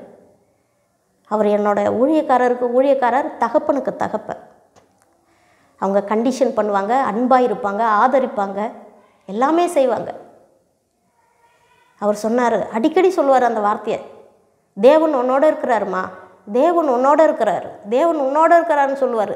அந்த வார்த்தையை கேட்குறப்ப எனக்குள்ளே ஒரு பலன் வரும், எனக்குள்ளே ஒரு உற்சாகம் வரும், எனக்குள்ளே என் தேவனே இருந்து பெரிய காரியங்களை செய்கிறாரே அப்படின்ற ஒரு சந்தோஷம் வரும் எனக்குள்ளே. இப்படி தான் என்னோடய மகளோட படிப்பும் இப்படி தான் போச்சு. என்கிட்ட எந்த வசதியும் இல்லை, எனக்கு எந்த பேக்ரவுண்டும் இல்லை, எனக்கு கொடுத்து ஹெல்ப் பண்ண ஒருத்தரும் கிடையாது. நான் யாருக்கிட்டையும் போய் நிற்க மாட்டேன், எனக்கு அது கொடுங்க இது கொடுங்க செய்யுங்கன்னு சொல்லவும் மாட்டேன். எது இருந்தாலும் நான் மனசுலேயே வச்சுக்குவேன், ப்ரேயர் பண்ணுவேன், அவ்வளோதான். ஏசப்பா எனக்கு உதவி செய்யுங்க. எனக்கு தெரிஞ்சது இயேசுவை தவிர எனக்கு எதுவும் தெரியாது. இயேசு தான் எனக்கு உதவி செய்கிறவர், அவர் தான் என் கண்ணீரை காண்கிறவர், அவர் தான் என் கவலையை சொல்லுகிறதும் அவரிடத்தில் தான் நான் சொல்லுவேன். அப்போ அந்த படிப்போட தேவைகளை என் பிள்ளைகளுக்கு யாரை கொண்டாகிலும் ஆண்டவர் இப்படி தான் சந்திச்சு என் பிள்ளைகள் இன்றைக்கி படித்து, என்னோடய பொண்ணு ஏரோஸ் முடிச்சுட்டு இன்றைக்கி பெங்களூர் ஏர்போர்ட்டில் வேலையில் இருக்கிறான். தேவனுக்கே மகிமை, இயேசு கிறிஸ்துவுக்கே மகிமை. என்னோடய மகன் மல்டிமீடியா முடிச்சுட்டு சென்னையில் ஐடி கம்பெனியில் வேலை பார்த்துட்ருக்குறான். ஸ்தோத்திரப்பா. எந்த ஒரு பேக்ரவுண்டும் இல்லாத குடும்பத்தில் நான் எந்த கணவரோட வருமானமும் இல்லாமல் அவரையும் ஒரு 3வது குழந்தை போல் வச்சு பார்த்து இன்றைக்கி தேவனோட கிருபையில் அடியால் சந்தோஷமாக இருக்கிறேன். அது மாத்திரமல்ல, அதுக்கு பிறகு பார்த்திங்கன்னா நான் திருப்பூர் கம்பெனிக்கு வேலைக்கு போனேன். எக்ஸ்போர்ட் கம்பெனியில் வேலை பார்த்துட்டு இருந்தேன். அப்போ பார்த்திங்கன்னா எனக்கு 2 தடவை தேவன் என்னோட பேசியிருக்கார். எப்படி பேசியிருக்காருன்னா, நான் ஒரு தடவை சென்னையில் வேலை பார்த்துட்டு இருந்தப்போ ஒரு மைல் தூரம் நடந்து போகணும் கார்மெண்ட்ஸுக்கு. அப்போ நடந்து போயிட்டு இருந்தேன். அப்போ எனக்கு பின்னாடி ஒரு சத்தம் கேட்டுச்சு. எப்படி கேட்டுச்சுன்னா, எல்லாரும் பேப்பர் பின்னாடி ஓடுறாங்க, நீயும் பேப்பர் பின்னாடி ஓடுற, அவங்களுக்கும் உனக்கு என்ன வித்தியாசம் இருக்குது? வியாதியஸ்தரை யார் போய் சந்திப்பா? ஆத்தும ஆதாயம் யார் பண்ணுவா? நீயும் பேப்பர் பின்னாடி போறியே அப்படின்னு எனக்கு ஒரு சத்தம் கேட்டுச்சு. நான் திரும்பி பார்த்தேன், ஒருத்தரும் என் பக்கத்தில் வரல, தூரமாக எல்லோரும் வராங்க. சென்னையில் நடந்தது.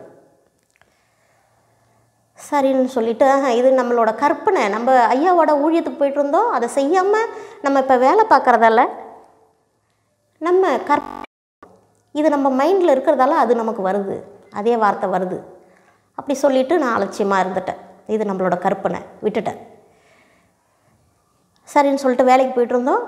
சென்னையில் அந்த தண்ணி வந்தது பார்த்திங்களா, சுனாமி வந்தது. அப்போல்லாம் நாங்கள் அங்கே தான் இருந்தோம், சென்னையில் இருந்தோம். சென்னையில் இருந்தப்போ பார்த்திங்கன்னா காலையில் எனக்கு சென்னை பற்றி எதுவும் தெரியாது, அப்போ தான் நாங்கள் போயிருக்கிறோம். கீழே பார்த்திங்கன்னா அந்த மழை நாளில் தண்ணி ஃபுல்லாக நிரம்பி போச்சு. நிரம்பிட்டு நாங்கள் மாடியில் இருக்கிறோம், ஃபேமிலியோடு இருக்கிறோம். அப்போ பார்த்திங்கன்னா காலையிலே தண்ணி டேப்பெல்லாம் திறக்கிற சாக்கடை தண்ணி வருது. அப்போ நான் யோசித்தேன், எப்படி நம்ம சமைக்க முடியும், ஒன்றும் பண்ண முடியாது. 1/4 கேன் தண்ணி இருக்குது, அதை மாத்திரம் குடிக்கிறோம். வர காப்பி வச்சு குடித்தோம். பால் வாங்க முடியாது, எதுவும் பண்ண முடியாது. கீழே ஃபுல்லாக நிறைஞ்சி போச்சு, கீழே அந்த வீடெல்லாம் மூழ்கி போச்சு. சரி என்ன செய்யலாம்? அப்போ எல்லோரும் சொல்கிறாங்க, காவல் நிலையத்திலேருந்து சொன்னாங்க, எல்லோரும் வாங்க, உங்களை பாதுகாப்பான இடத்துல நாங்கள் கொண்டு போய் விடுறோம், வாங்க, உங்களுக்கு அங்கே சாப்பாடு தருவாங்க, எல்லா தேவைகளையும் உங்களுக்கு சந்திப்பாங்க, நீங்கள் வாங்கன்னு சொல்லி கூப்பிட்றாங்க. மைக்கில் அலௌன்ஸ் பண்ணுறாங்க, போட்டு போட்டு தெருவில். அப்போ நான் நினச்சேன், என்னோடய பிள்ளைகள் போய் மற்றவங்கக்கிட்ட கையேந்தி வாங்கி சாப்பிட்றத நான் பார்க்க மாட்டேன். அப்பா, நீங்கள் சொல்லியிருக்கிறீங்க என் பிள்ளைகள் அப்பத்துக்கு அலைந்து திரிய மாட்டார்கள்னு சொல்லியிருக்கீங்க. அப்பத்தினால் மாத்திரமல்ல, தேவனுடைய வாயிலிருந்து பிறப்படும் ஒவ்வொரு வார்த்தையாலும் பிழைப்பான்னு வேதத்தில் இருக்கேப்பா. நாங்கள் எங்கேயும் போக மாட்டோப்பா, நீங்கள் எங்களை பாதுகாத்து கொள்ளுங்க, வழிநடத்துங்க, எங்களோட தேவைகளை சந்திங்க அப்படி சொல்லி நாங்கள் எல்லோரும் குடும்பமாக முட்டி போட்டு ஜெபிச்சுட்டு நாங்கள் எங்கேயுமே போகல, அங்கேயே இருந்துட்டோம். தேவன் எங்களை பாதுகாப்பார்ன்ற ஒரே விசுவாசத்தில் நாங்கள் அங்கேயே இருந்துட்டோம். பார்த்திங்கன்னா அதுக்கு பிறகு எல்லாருமே சாப்பாடு கொண்டு வந்து கொடுக்க ஆரம்பித்தாங்க, பால் கொண்டு வந்து கொடுக்க ஆரம்பித்தாங்க, எல்லாருமே நிறைய செய்ய ஆரம்பித்தாங்க. நாங்கள் இருந்த இடத்துக்கே எல்லாம் போட்டு போட்டு எல்லாம் சாப்பாடு கொடுத்தாங்க. நாங்கள் வாங்கி நல்லா சாப்பிட்டு ரெஸ்ட் எடுத்தோம். 1 மாதம் வரைக்கும் வெளியிலே வரல நாங்கள். அதுபோல் தேவன் அந்த நிலைமையிலேருந்து எங்களை எல்லா தேவைகளையும் சந்தித்து பாதுகாத்தார், எங்களோட தேவைகளெல்லாம் சந்தித்தார். இப்படிப்பட்ட சூழ்நிலையில் இருந்து தான் நாங்கள் வந்தோம். அதுக்கு பிறகு பார்த்திங்கன்னா 1 மாதம் ஆன பிறகு பார்த்திங்கன்னா எங்கள் வீட்டுக்காரருக்கு மனநலம் பாதிக்கப்பட்டு வீட்டை விட்டு எங்கேயோ போயிட்டாங்க. எங்கே போனாங்கன்னே தெரியல. நான் இப்போ வாரத்தில் ஒரு நாள் இன்றைக்கி எங்கே இருப்பாங்க, ஃபோன் பண்ணி பார்த்தா ஃபோனு சுவிட்ச் ஆஃபு, எங்கே இருக்காங்க என்னன்னே தெரியல. நான் வாரம் ஃபுல்லாக வேலைக்கு போவேன். சண்டே ஒரு நாள் பார்த்திங்கன்னா லீவ் கிடைக்கும். அந்த சண்டே அவரோட பாஸ்போர்ட் சைஸ் ஃபோட்டோ எடுத்துகிட்டு சென்னையில் ஃபஸ்ட் ஸ்டாப்பு, ரயில்வே ஸ்டேஷன், எல்லா கோயில், எல்லா இடங்கள்லையும் போய் ஹாஸ்பிட்டல், இப்படி எல்லா இடத்துலையும் அவரோட பாஸ்போர்ட் சைஸ் ஃபோட்டோ எடுத்துகிட்டு போய் இவரை பார்த்தீங்களான்னு நானும் என்னோடய பையனும் சண்டே ஒரு நாள். அப்பயும் காலையில் சர்ச்சுக்கு போயிடுவேன். காலையில் சர்ச்சுக்கு போயிட்டு அதுக்கு பிறகு சமைச்சு பிள்ளைகளுக்கு கொடுத்துட்டு, பாப்பா சின்ன பிள்ளை அவளால் நடக்க முடியாதுன்னு சொல்லி பாப்பாவை வீட்டில் விட்டுட்டு, அப்போ என்னோடய மகனை கூட்டிகிட்டு இவரை தேடிட்டு அலைவேன். இவரை பார்த்தீங்களா? அப்போ சொல்லுவாங்க, அங்கே இருந்தாருமா, இங்கே இருந்தாருமா, காணா போயிட்டாங்க. அதுக்கு பிறகு இவரை கண்டுபிடிச்சி 1 மாதம் கழித்து விழுப்புரம் ஃபஸ்ட் ஸ்டாண்டில் அவர் உட்காந்துருந்தார். நானும் என்னோடய மகனும், எங்கள் சொந்தக்காரங்க ஒருத்தவங்க ஃபோன் பண்ணி உங்கள் வீட்டுக்காரரை நான் இங்கே பார்த்தம்மான்னு சொன்னாங்க. அதுக்கு பிறகு அவரை தேடி கண்டுபிடிச்சி ஹாஸ்பிட்டலில் சேர்த்து, பாண்டிச்சேரி ஹாஸ்பிட்டலில் சேர்த்து அவருக்கு பார்த்து எல்லா நகையும் இருந்த நகை பணம் எல்லாமே சென்னையில் வேலை பார்த்து நாங்கள் ஒரு நல்ல நிலமையில தான் அங்கே இருந்தோம். அவர் இருந்ததெல்லாம் செலவு பண்ணியாச்சு எங்கள் வீட்டுக்காரருக்காக. ஏன்னா மற்றதை விட உயிர் மேலானது இல்லையா? கர்த்தர் கணக்கு கேட்பார். இயேசு கிறிஸ்து மனுஷன் எதை விதைக்கிறானோ அதையே அறுப்பான். நம்ம வாழுற வாழ்க்கைக்கு ஒரு கணக்கு இருக்குது. உலகத்தில் வாழ்ந்தோம், மறிச்சிட்டோன்னா நமக்கு எதுவுமே தெரியாது, கிடையாது. அவர் அங்கே கணக்கு இருக்குது. நீ வாழுற நாளில் எப்படி வாழ்ந்த, என்ன செஞ்ச, எத்தனை பேர்த்துக்கு பிரயோஜனமாக இருந்த கேட்பார். அதனால் இந்த நகையை விட பணத்தை விட என்னோடய கணவரோட உயிர் மேலானது. எல்லாத்தையும் விற்ற, எதுவுமே இல்லை, விற்றாச்சு. எங்கள் வீட்டில் இல்லாத வசதியே இல்லை, எல்லாம் நல்ல வசதியாக வாழ்ந்தோம் சென்னையில். எல்லாத்தையும் தூக்கி எல்லாத்தையும் விற்றாச்சு. விற்று எங்கள் வீட்டுக்காரரை நல்ல பரிபூர்ண சுகத்தோடு கொண்டு வந்து வீட்டில் விட்டாச்சு. ஆவினங்குடி கிராமத்தில் அம்மா வீட்டில் கொண்டு வந்து விட்டுட்டு பெரியம்மா வீட்டில் நான் சென்னைக்கு திரும்ப வேலைக்கு போகிறேன். பிள்ளைகளையும் கொண்டு வந்து 1 மாதம் இங்கே தான் விட்டுருந்தேன் எங்கள் வீட்டுக்காரரை கவனிக்கிறதுக்காக.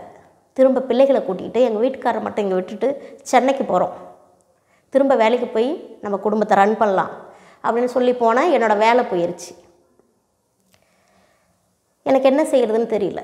அதுக்கு பிறகு வீடு வாடகைக்கு எங்கேயாவது பார்க்கலான்னு பார்த்தா கம்பெனி ஒரு பக்கம் இருக்குது, வீடு ஒரு பக்கம் இருக்குது, பிள்ளைங்க ஸ்கூல் ஒரு பக்கம் இருக்குது. எனக்கு என்ன செய்கிறதுனே புரியல.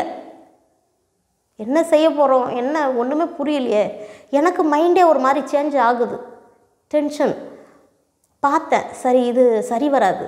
நம்ம என்ன செய்யலாம், பிள்ளைகளை கொண்டு போய் வீட்டில் விட்டுட்டு நம்ம வேறு எங்கேயாவது வேலைக்கு போகலாம், இல்லையா ஒரு கடை வைக்கலாம், நமக்கு டெய்லர் தெரியும்ல, கடை வைக்கலாம் அப்படின்னு சொல்லிட்டு எல்லாத்தையும் தூக்கி விற்றுட்டு 2 கட்டை பேக் இதுதான் பாத்திரம் அங்கேருந்து நான் கொண்டு வந்தேன். நிறைய இருந்தது, எல்லாத்தையும் இழந்தாச்சு.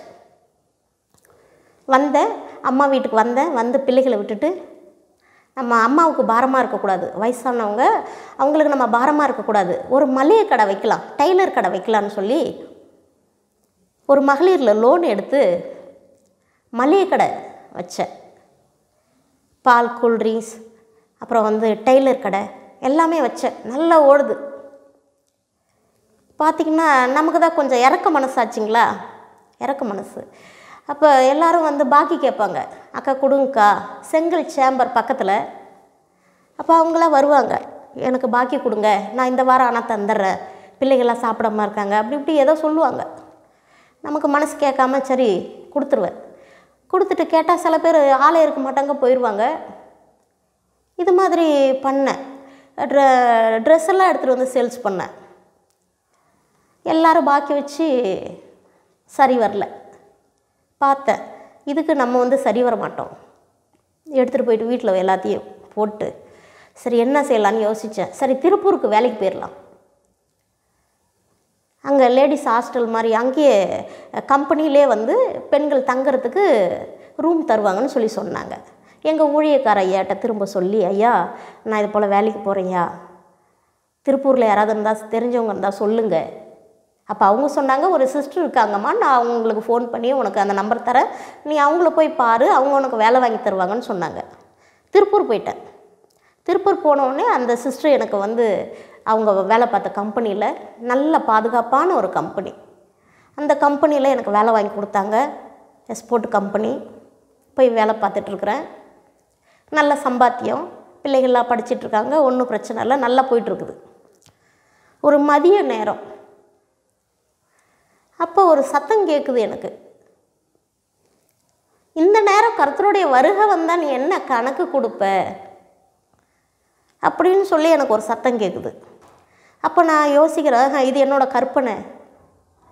சென்னையில் இருந்தப்போ ஒரு தடவை கர்த்தர் என்னை கேட்டார், எல்லோரும் பேப்பர் பின்னாடி ஓடுறாங்க, நீ பேப்பர் பின்னாடி ஓடுற, அவங்களுக்கு உனக்கு என்ன வித்தியாசம் கேட்டார்.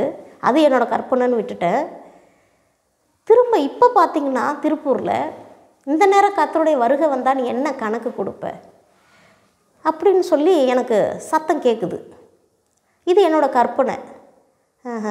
எனக்கு எப்போ பார்த்தாலும் இந்த ஊழியத்திலே இருந்ததால் அதே மைண்ட் செட்டே இருக்குது எனக்கு. கற்பனைன்னு எவ்வளோ வார்த்தைகளை நான் அவாய்ட் பண்ணியிருக்கிறேன், விட்டுட்டேன். திரும்ப பார்த்திங்கன்னா அந்த ஒரு வாரத்துக்குள்ளே ஒரு சொப்பனம் ஒன்று வருது. எல்லாம் நல்லா போயிட்டுருக்குது, எந்த பிரச்சனையும் இல்லை, நல்லா போயிட்டுருக்குது. ஒரு சொப்பனம் ஒன்று வருது. அந்த சொப்பனத்தில் பார்த்திங்கன்னா நான் இருக்கிற ரூமு கதவு ஜன்னல் எல்லாத்தையும் ஜனங்க அடித்து உடைக்கிறாங்க.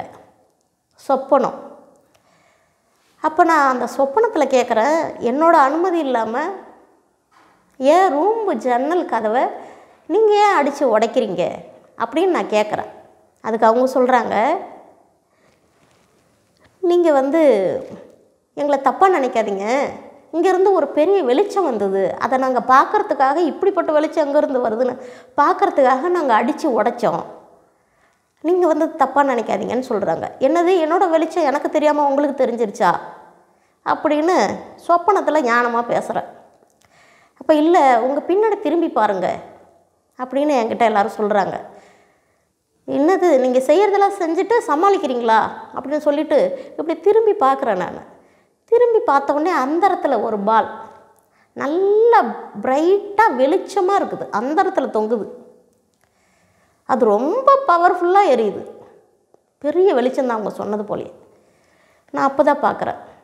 பார்த்துட்டு சாரிங்க, நான் தான் உங்களை தப்பாக பேசிட்டேன், சாரின்னு சொல்லலான்னு இப்படி திரும்புகிறேன், ஒருத்தருமே இல்லை அந்த இடத்துல. சொப்பனம் இதை போல் வந்தது. அதுக்கப்புறம் ஒரு நாள் நைட்டு பார்த்திங்கன்னா ஏசாயா 61 ஏசாயா 61 ஏசாயா 61ன்னு என் உள்ளத்தில் பேசிக்கிட்டே இருக்கு அந்த வசனம். நான் என்ன யோசிக்கிறேன்னா, இதுக்கு முன்னாடி நான் வேதத்தை வாசிச்சிருக்கேன், எனக்கு எந்த வசனம் எங்கே இருக்குலாம் தெரியாது. நான் ஒன்றும் வேதத்தை கரைச்சி குடிச்சவெல்லாம் எனக்கு வேதம் அதிகமாக தெரியாது. ஏதோ வாசிக்க சொன்னால் வாசிப்பேன், சர்ச்சுக்கு போவேன், அவ்வளோதான். அப்போ ஏசாயா 61 ஏசாயா 61ன்னு என் உள்ளத்தில் அது ஓடிட்டே இருக்குது. தூக்கம் வரல. நைட்டு 1 மணி. அந்த 1 மணிக்கு எந்திரிச்சு இந்த ஏசாயா 61ல் என்ன தான் இருக்குது எடுத்து வாசித்து பார்ப்போம் அப்படின்னு அந்த வேதத்தை எடுத்து நான் வாசித்தேன். நைட்டு 1 மணிக்கு எங்கே போனாலும், ஆனால் பைபிள் கையிலே வச்சுருப்பேன். அதில் வந்து ஊழிய அழைப்பு. சரி அப்படின்னு சொல்லிவிட்டு நான் அப்படியே விட்டுட்டேன். இது வந்து சொப்பனம் வந்து நம்ம கற்பனை கிடையாது, இது ஆண்டவர் வெளிப்படுத்துறது. இப்போ இந்த வசனமும் ஆண்டவர் வெளிப்படுத்தினது தான். அப்போ நம்ம என்ன செய்யலாம் அப்படின்னு யோசிச்சுட்ருக்குறேன். எனக்கு அதுக்கு பிறகு ஒரு சமாதானமாக வேலை செய்ய முடியல. எனக்கு கை நிறைய வருமானம் வருது, ஏதோ நான் தவறு செய்கிறது போல் ஒரு குற்ற உணர்ச்சி எனக்குள்ள. ஏதோ யாரோ சொல்கிறத நம்ம கேட்காம, நம்ம தேவன் சொல்கிறத நம்ம கேட்காம கீழ்ப்படியாத ஏதோ செய்கிறோமோ, தவறு செய்கிறது போல் எனக்கு ஒரு குற்ற உணர்ச்சி. அப்போ ஒரு ஊழியக்காரம்மா திருப்பூரில் இருக்காங்க, அந்த சர்ச்சுக்கு தான் நான் போயிட்டுருந்தேன். அந்த அம்மாட்ட நான் போய் உட்காந்து பேசினேன். அம்மா, எனக்கு இதே போல் நான் வந்து இப்படி இருந்தேன், இப்படி வந்தேன், எங்கள் ஊழியக்காரர் சொன்னாங்க ஒரு கிராமத்தில் போய் நீ ஊழியம் செய்யுமான்னு சொல்லி சொன்னாங்க. நான் வந்து விபிஎஸ் நடத்தியிருக்கிறேன், சண்டே கிளாஸ் நடத்தியிருக்கிறேன், வீட்டு ப்ரேயர் நடத்தியிருக்கிறேன். ஐயா வந்து உபவாச ஜபம் அவங்க ஆள் இல்லைன்னா என்னை நடத்த சொல்லுவாங்க, நான் நடத்தியிருக்கிறேன். ஒரு வீட்டு ப்ரேயரில் 12 பேர் ரட்சிக்கப்பட்டிருக்கிறாங்க. இப்படியெல்லாம் நான் செஞ்சுருக்கிறேம்மா. கிராம ஊழியத்துக்கு போயிருக்கிறேன். அதுக்கு பிறகு வந்து பார்த்திங்கன்னா நான் என்னோடய குடும்ப சூழ்நிலையால் நான் வேலைக்கு போயிட்டேங்கம்மா. இப்போ தொடர்ந்து கொஞ்ச நாளாக எனக்கு ஆண்டவரோட வார்த்தையும் சொப்பனமும் தரிசனங்களும் வேத வசனத்தையும் ஆண்டவர் தொடர்ந்து என்கிட்ட பேசிகிட்டு இருக்காருமா அப்படின்னு சொல்லி எல்லா விஷயத்தையும் அந்த அம்மாக்கிட்ட நான் ஓப்பனாக அன்றைக்கி தான் பேசுகிறேன். ஏன்னா அதுக்கு முன்னாடி பேச டைமும் கிடைக்கல, வேலை உண்டு நம்ம உண்டு, அவ்வளோதான். அன்றைக்கி ஒரு நாள் நான் உட்காந்து அந்த அம்மாட்ட நல்லா பேசினேன். அப்போ அவங்க சொன்னாங்க, உன்னை ஆண்டவர் வந்து ஊழியத்தில் எடுத்து பயன்படுத்தணும்னு நினைக்கிறாருமா, நீ ஊழியத்துக்கு போயிரு, உன்னுடைய வேலையை விட்டுட்டு நீ போயிடு அப்படின்னாங்க. நான் சொன்னேன், அம்மா, என்னோடய கணவரும் வந்து மனநலம் பாதிக்கப்பட்டவங்க, என்னோடய பிள்ளைகள் 2 பேரும் படிச்சிட்ருக்குறாங்க, என்னோடய பிள்ளைகளுக்கு 2 லட்ச ரூபா வேணும் வருஷத்துக்கு. இப்படிப்பட்ட சூழ்நிலையில் நான் என்னம்மா செய்வேன்? எப்படிம்மா நான் போய், அங்கே வருமானம் இல்லையம்மா, கிராமம்மா, எனக்கு தெரிஞ்சது டெய்லரிங் தெரியும், அங்கே 100 ரூபாய்க்கு துணி தைச்சாலே 50 ரூபா தான் வரும், 50 ரூபா அப்புறமா தரேன்னு சொல்லிட்டு போயிடுவாங்கம்மா, நான் என்னம்மா செய்வேன்? இங்கே எனக்கு ஒரு வருமானம் வருது, அதை வச்சு நான் சமாளிச்சிட்ருக்கிறேன், எனக்கு கொடுத்து ஹெல்ப் பண்ணவும் யாருமே கிடையாது, இப்படிப்பட்ட சூழ்நிலையில் எப்படிம்மா நான் போவேன்? அப்போ அவங்க சொன்னாங்க, இந்த பாக்கியம் எத்தனை பேருக்கு கிடைக்கும்?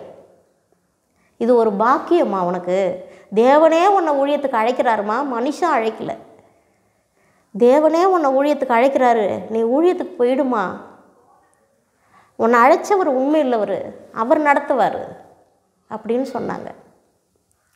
நான் யோசிக்கிறேன், சரிங்கம்மா, எனக்கு ஃபுல்லாக நான் வந்து அதில் இன்வால்வ் ஆகலை, ஒரு அறக்குறை மனசோட சரிங்கம்மா அப்படின்னு சொல்லிட்டு வந்துட்டேன். ஏன்னா ஊழியக்காரங்க சொல்கிறாங்க, அவங்க சொன்னால் சரியாக இருக்கும். சரிங்கம்மான்னு சொல்லிட்டு வந்துட்டேன். வந்துட்டு ரூமில் யோசிக்கிறேன், வேலைக்கு போகிறேன் வரேன் யோசிக்கிறேன், ஒரு வாரமாக யோசிக்கிறேன். தேவன் சொல்கிறத செய்கிறதா, இப்போ என் குடும்ப சூழ்நிலையை பார்க்குறதா, இது அம்மா இப்படி சொல்கிறாங்க இதை கேட்குறதா, நான் என்ன செய்கிறது? நான் ஊருக்கு போயிட்டேன்னா என்னோடய தேவைகள் நிறைய இருக்குதே, யார் சந்திப்பா, என்ன செய்கிறது? இப்படிலாம் ரொம்ப ஒரு மாதிரி குழப்பமாகிடுச்சு. என்னோட இருதயம் ரொம்ப குழப்பத்தில் இருக்குது. நான் சரியாக யாருக்கிட்டே பேசுகிறதில்ல, சாப்பிட்றதில்ல, எதுவுமே செய்கிறதில்ல. அதுக்கு பிறகு பார்த்திங்கன்னா சரி அப்படின்னு சொல்லிவிட்டு நான் என்ன பண்ணுறேன், தீபாவளிக்கு லீவ் கொடுத்தாங்க, நாங்கள் ஊருக்கு வந்துட்டேன். எல்லாருக்கும் லீவ் கொடுத்தாங்க, எனக்கு கொடுத்தாங்க, வந்துட்டேன். அப்போ ஒரு ஊழியக்காரர் சொன்னாங்க, அந்த ஊருக்கு புதுசாக ஒரு ஊழியக்காரர் வந்திருக்காங்க. அப்போ அவங்க கேட்டிருக்காங்க, என்னோடய ஃப்ரெண்டு ஒருத்தவங்கள்ட்ட கேட்டிருக்காங்க, ஒரு ஊழியம் செய்கிற நல்ல சிஸ்டர் இருந்தால் ஒருத்தவங்க வேணுமா, நீங்கள் சொல்லுங்கள், அவங்களோட தேவைகளெல்லாம் நாங்கள் சந்திக்கிறோம் அப்படின்னு சொல்லி கேட்டிருக்காங்க. அந்த சிஸ்டர் கொண்டு என்ன காமிச்சாங்க, இவங்க சின்ன வயசுலேருந்தே ஊழியம் செஞ்சவங்க அப்படின்னு சொல்லி காமிச்சாங்க. அவங்க வந்தாங்க, அம்மா நீங்கள் ஊழியம் செய்யுங்கம்மா, உங்களோட தேவைகளெல்லாம் கர்த்தர் பார்த்துக்குவார், நாங்கள் உங்களுக்கு இருக்கிறோம் சப்போர்ட்டான்னு சொல்லி சொன்னாங்க. நான் சரி, தேவன் நமக்கு வழிவாசலை திறந்துட்டார், நம்ம ஊழியம் செய்யலாம், ஆண்டவருக்காக ஊழியம் செய்யலாம் அப்படின்னு சொல்லி எனக்கு மனசுக்குள்ளே ஒரு சந்தோஷம் வந்தது. சரின்னு சொல்லிவிட்டு அந்த ஊழியக்காரங்களோட நான் போனோடனே எங்கள் ஊழியக்காரங்க எங்களை நல்ல வழியில் நடத்தியிருக்கிறாங்க. பசியோ பட்டினியோ எந்த சூழ்நிலையோ உண்மையாக தான் வாழணும்னு எங்களுக்கு கற்றுக் கொடுத்துருக்காங்க. நாங்கள் அப்படி தான் வளர்ந்தோம். நான் வளர்ந்தது ட்ரினிட்டி பூர்ண சுவிசேஷ சபையில் வளர்ந்தேன். அதுக்கு பிறகு பார்த்திங்கன்னா அந்த சபைக்கு போனதும் கொஞ்சம் எல்லாமே எனக்கு சரி வரல. அதுக்கும் நான் வளர்ந்த விதத்துக்கும் சம்மந்தம் இல்லை. நான் பார்த்தேன், தேவ கிருபையை நம்ம எதுக்காகவும் விட்டு கொடுக்கக்கூடாது. நம்மளை அழைச்ச ஒரு உண்மையுள்ளவர், உலகத்தில் இருப்பவனை காட்டிலும் எனக்குள்ளே இருக்கிற ஒரு பெரியவர்னு எனக்கு தெரியும். நான் பார்த்தேன், ஐயா உங்களுக்கும் எனக்கும் சரி வராதுங்கய்யா, இந்த ஊழியத்துக்கும் எனக்கு சரி வராது, நான் வரேங்கய்யா அப்படின்னு சொல்லிவிட்டு நான் வந்துட்டேன். ஊழியத்துக்கு போகலை. திரும்ப என்ன ஆச்சுன்னு சொன்னால், வேலையை விட்டுட்டு வந்தாச்சு. வேலையை விட்டாச்சு. இனி வேலைக்கு போகக்கூடாதுன்னு ஒரு முடிவு எடுத்துட்டேன். சரி ஊழியம் செய்யலான்னு சொல்லி. ஆனால் ஊழியம் செய்யலான்னு நினைக்கிறப்ப தான் இப்படி நடக்குது, நமக்கு சரி வரல அங்கே. அப்போ நான் ஜெபிக்க ஆரம்பித்தேன். எப்படி ஜெபிக்க ஆரம்பித்தேன்னா, ஒரு மாதம் நான் வனாந்தரத்தில் போய் ஜெபிக்க ஆரம்பித்தேன். எப்படி ஜெபிக்க ஆரம்பித்தேன்னா, எஸ்ஸப்பா நீங்கள் என்னை ஊழியத்துக்கு அழைச்சிங்க, சொப்பனத்தை காட்டி தரிசன மூலயமா நீங்கள் என்னோட பேசி ஊழியத்துக்கு அழைச்சிங்க, நான் வந்தேன். இல்லை நான் ஆசைப்பட்டு வந்தேனா ஊழியத்துக்கு, இல்லை என்னோடய கற்பினால் நான் வந்தேனா? நீங்கள் ஊழியத்துக்கு அழைச்சிங்கன்னா என்னை சரியான வழியில் நல்ல வழியில் நடத்துவீங்களே. நீங்கள் தான் என்னை ஊழியத்துக்கு அழைச்சிங்கன்னு சொன்னால் எனக்கு இந்த ஒரு வாரத்தில் சொப்பனம் மூலயமாவது தரிசனம் மூலயமாவது எந்த தேவ மனுஷன் மூலயமாவது நீங்கள் என்னோட பேசணும், ஊழியம் செய்யுங்கன்னு சொல்லணும். இல்லை ஏதாவது ஒரு அடையாளத்தை எனக்கு காட்டுங்க அப்படின்னு சொல்லி நான் வனாந்தரத்தில் போய் பைபிள், பாட்டு புக்கு, ஸ்தோத்திர பலி இது எல்லாத்தையும் எடுத்துகிட்டு போயிடுவேன். போயிட்டு ஜெபிப்பேன், பாடுவேன் தனியாக வனாந்தரத்தில். அப்போ இப்படி ஜெபிச்சிட்ருக்கிறப்ப எங்கள் தெருவில் ஒரு சிஸ்டரு, அவங்க சர்ச்சுக்கு வருவாங்க, தெரிஞ்சவங்க. அப்போ அந்த சிஸ்டர் சொன்னாங்க, சிஸ்டர் நான் ஒரு சொப்பனை கண்டேன் அப்படின்னாங்க. என்ன சிஸ்டர் சொல்லுங்கள். நீங்கள் வெள்ளை கலர் சேரீ கட்டிக்கிட்டு வானத்துக்கு நேராக கையேந்தி ஜெபம் பண்ணிகிட்ருக்குறீங்க, நாங்கள் எல்லோரும் சொல்கிறோம் கரையில் நின்று வந்துருங்க, தண்ணி உங்களை அடிச்சுட்டு போயிடும், வந்துருங்கன்னு நாங்கள் கத்துறோம், நீங்கள் அசால்ட்டாக அங்கேயே நின்று இருங்க நான் வரேன்னு அசால்ட்டாக சொல்கிறீங்க, வெள்ளை கலர் சேரீ கட்டிடுறீங்கன்னு சொன்னாங்க. சரி எஸ்ஸப்பா, நன்றி எஸ்ஸப்பா, நீங்கள் தான் ஊழியத்துக்கு அழைச்சிங்கன்னு கன்ஃபார்ம் பண்ணிட்டீங்க, தேங்க்யூப்பான்னு சொல்லிவிட்டு விட்டுட்டேன். திரும்ப பார்த்தீங்கன்னா திரும்ப ஜெபிக்க ஆரம்பித்தேன். சரிப்பா நான் ஊழியம் செய்கிறேன், நீங்கள் ஊழியத்துக்கு அழைச்சது உண்மை, நான் 5 வகையான ஊழியம் இருக்குது, இந்த 5 வகையான ஊழியத்தில் என்ன ஊழியத்தை செய்யணும், எப்படிப்பட்ட ஊழியத்தை செய்யணும் எனக்கு நீங்கள் வெளிப்படுத்துங்கப்பா அப்படின்னு சொல்லி நான் ஜெபிக்க ஆரம்பித்தேன். இந்த ஊழியத்தை யாராவது ஊழியக்காரங்க நீங்கள் இந்த ஊழியத்தை செய்யுங்கம்மான்னு சொல்லணும் ஐயா, அப்படி சொன்னால் நான் செய்கிறேன்னு சொல்லி நான் திரும்ப ஜெபிக்க ஆரம்பித்தேன்.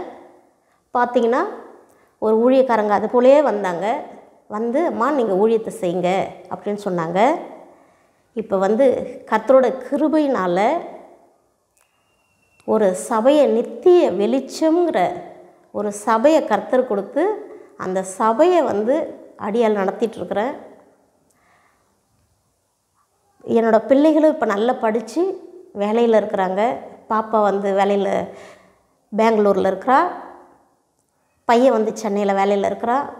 எவ்வளோ உபத்திரவங்கள் மத்தியிலையும் கவலை கண்ணீர் மத்தியிலும் தேவன் எங்களுக்கு எல்லாவற்றிலும் நின்று பாதுகாத்து வழி நடத்தி வந்த கிருபைக்காக கோடான கோடி ஸ்தோத்திரங்களையும் நன்றியும் கர்த்தருக்கு ஏறெடுக்கிறேன்.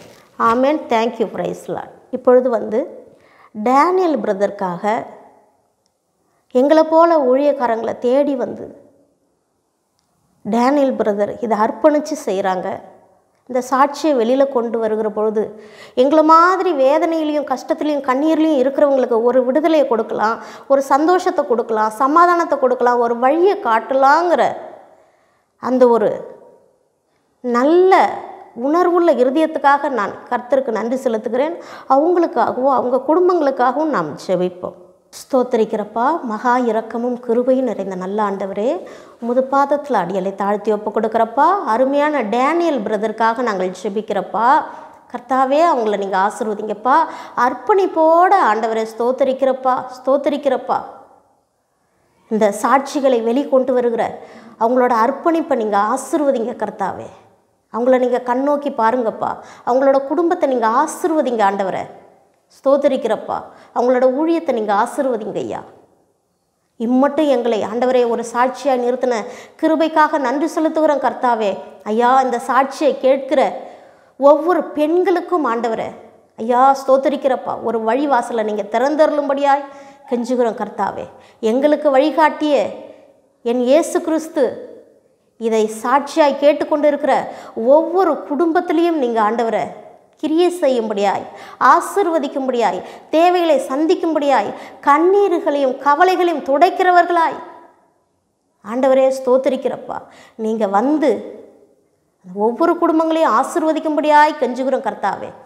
ஆண்டவரே, ஒரு பெண்களுக்கு ஆண்டவரே ஐயா என் இயேசு கிறிஸ்து இருக்கிறார், எனக்கு வழிவாசலை திறப்பார் என்கிற ஆண்டவரே அந்த உணர்வுள்ள இருதயத்தை தாங்க கர்த்தாவே. ஸ்தோத்திரிக்கிறப்பா. எனக்காக ஒருவர் உண்டு, என்னுடைய பாவத்துக்காகவும் சாபத்துக்காகவும் சிலுவை சுமந்த ஒருவர் உண்டு, எனக்கு அன்பு காட்ட ஒருவர் உண்டு, என்னை அரவணைக்க ஒருவர் உண்டு, என்னை நேசிக்க ஒருவர் உண்டு. அவர் என் இயேசு கிறிஸ்துன்னு ஆண்டவரை நேசிக்க ஆண்டவரே ஒவ்வொரு பெண்களுக்கும் நீங்கள் உதவி செய்யுங்க ஆண்டவரை. ஸ்தோத்திரிக்கிறப்பா. கவலையில் கஷ்டத்தில் வேதனையில் இருக்கிற ஒவ்வொருத்தருக்கும் நீங்கள் உதவி செய்ய வல்லவராக இருக்கிற ஆண்டவரை. ஸ்தோத்திரிக்கிறப்பா. கர்த்தாவே இந்த சாட்சியை ஆண்டவரை ஐயா ஸ்தோத்திரிக்கிறப்பா. கேட்ட ஒவ்வொரு குடும்பத்தையும் ஆசீர்வதிங்க, அடியாளின் குடும்பத்தையும் ஆசீர்வதிங்க, சபையை ஆசீர்வதிங்க ஆண்டவரே. டேனியல் பிரதர் குடும்பத்தையும் நீங்கள் ஆசீர்வதிங்க. எல்லா துதியும் கனமும் மகிமையும் உமக்கே செலுத்துகிறோம். மீட்பர் இயேசு கிறிஸ்துவின் நாமத்தில் ஜெபிக்கிறோம். எங்கள் ஜெபம் கேளும் ஜீவனுள்ள நல்ல பிதாவே. கோடான கோடி நன்றிகளையும் ஆண்டவரே ஸ்தோத்திரங்களையும் இருதயத்தின் ஆழத்திலிருந்து நன்றி செலுத்துகிறப்பா. Thank you thank you thank you. Praise lord. அன்பார்ந்த கிரைஸ்ட் காலிங் டிவி நேயர்களே, மேலும் இது போன்ற உங்களுடைய சாட்சிகளை எங்களுடைய சேனலில் கொடுக்க விருப்பமுள்ளவர்கள் எங்களை தொடர்பு கொள்ளுங்கள்.